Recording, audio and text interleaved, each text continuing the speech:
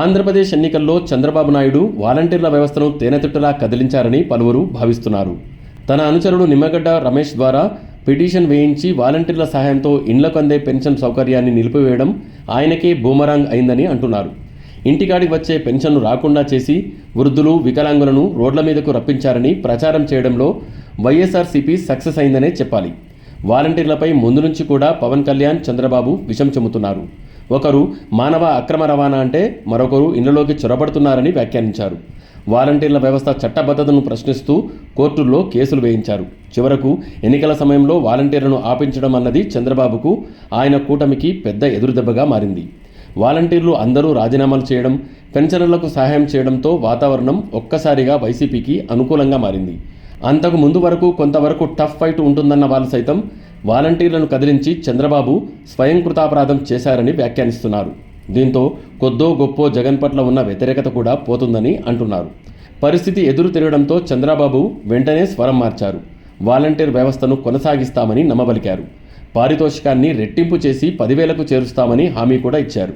Volunteers అందరినీ కోరుతున్నా, నిన్న మొన్న నేను వింటున్నా, ఇంటింటికి వచ్చి నీకు అది ఇస్తాం ఇది ఇస్తామని ఇంట్లోపలికి వస్తున్నారు. వీళ్ళెవరండి ఇంట్లోపల రావడానికి? ఇంట్లోపల రావడమే కాకుండా మీ వివరాలు కనుక్కుంటున్నారు. కడాన మీ వివరాలు ఎంతవరకు పోతున్నారంటే, మీ ఆయనకి ఏమన్నా వేరే సంబంధాలు ఉన్నాయా, నీకేమైనా అనుమానం ఉందా అంటే కొంపల్ని కూల్చే మార్గం. ఉగాది రోజున, పండుగ రోజున తీపి కబురు మీకందరికీ ఇస్తాం. 5,000 కాదు, మీకు రాబోయే రోజుల్లో 10,000 రూపాయలు పారితోషికం ఇచ్చే బాధ్యత మాది.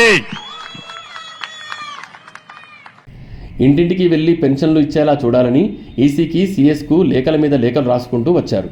అయినా జరగాల్సిన నష్టం జరిగిపోయింది.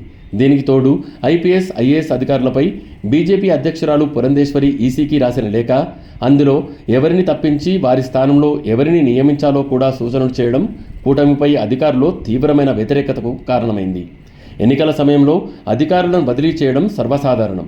కానీ ఒక పార్టీ అధ్యక్షురాలు ఎవరి స్థానంలో ఎవరిని నియమించాలో కూడా స్వయం ప్రతిపత్తి కలిగిన ఈసీని ఆదేశించినట్టుగా లేఖ రాయడం అధికారుల్లో చిచ్చు రేపింది.